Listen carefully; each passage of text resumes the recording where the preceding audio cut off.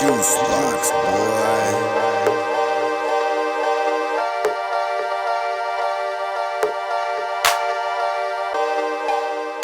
These are my 5 things I probably do recommend.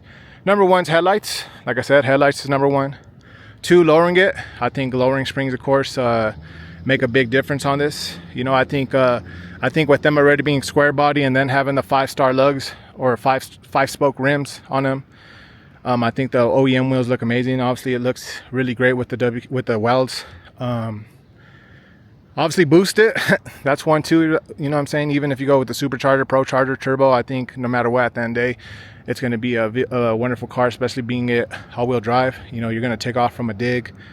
So I think obviously boosting it. But either option, I mean, turbo is wonderful, of course, if you want to go fast. Turbo is the option.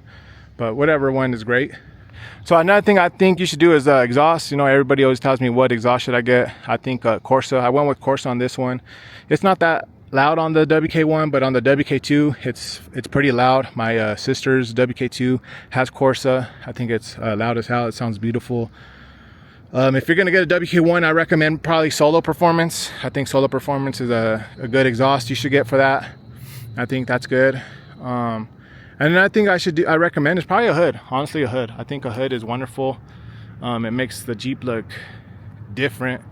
You know, just look at that. Look at the front end. It's aggressive, especially with the weld and the splitter. So I think you should do that. But for the most part, I think that's all you really need, and I think you're good to go, you know. But these are basically my top 5 things, like I said. On the WK2, what I think you should do, obviously number 1 is lifter, cam and lifters. You know, on my 300, I went with the MMX max effort cam. It's a boosted cam. I went with the boosted cam because I was going to pro charger, but obviously I sold it, so that's out the club. And then you won't have to worry about that anymore. So, you know, maybe a cam is the first thing you do. I think the second thing you should do is probably like lowering springs. You know, obviously you could get Black Ops Auto Works lowering springs. This is the most aggressive drop you could get on lowering springs, unless you go bags, which I had bags on my old WK2, but after a while I will never go bags again. I mean, maybe I will, maybe I won't, but for the most part I think I'm good on bags for a while now. 2, 3, if you have a 2012 or 13, obviously I think you should do a front end conversion. You know, there's not really much you could do, but if I had to get a WK2 start from scratch, I would get a 14 and above, maybe a 17, because the front end's better. But a 14, 15 is great. Those have the 8-speed transmissions. You know, you could go with the 8-speed, so it's a lot better than the 5-speed. This has a 5-speed. This has a 5-speed transmission. But obviously this is upgraded. This is the SHR Viking transmission. So, I mean, it's whatever. You know, this thing's fully built, so it doesn't even matter. But if you're looking at WK2, I would get a 8-speed transmission. 4, exhaust. Of course, exhaust. I think both of these cars, you know, you need exhaust on every car. I would go Corsa, like I said, Corsa Extreme, or I would go Borla ATAC. I think those are basically the only 2 options I would get on a WK2. I had a Borla ATAC on my purple Jeep that I had wrapped and bagged and boosted and bagged.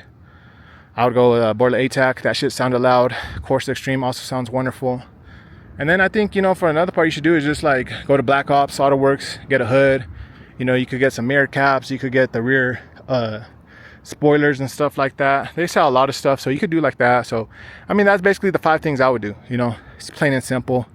So, I think that's pretty much it. But like I said, the top 5 things, I already said what they were. I don't really have much to hate on these cars because to me, they're my dream cars. So, I don't really see like nothing like too bad about them, you know. Maybe somebody else, they have a lot of negative stuff to say. For the most part, I don't really got nothing negative to say. Top 5 things, I just pointed them out. So this is it. If you take my recommendations, you know, follow me on Instagram, MDG_SRT8. That's all my social media platforms. But like and subscribe to the channel. I'm out.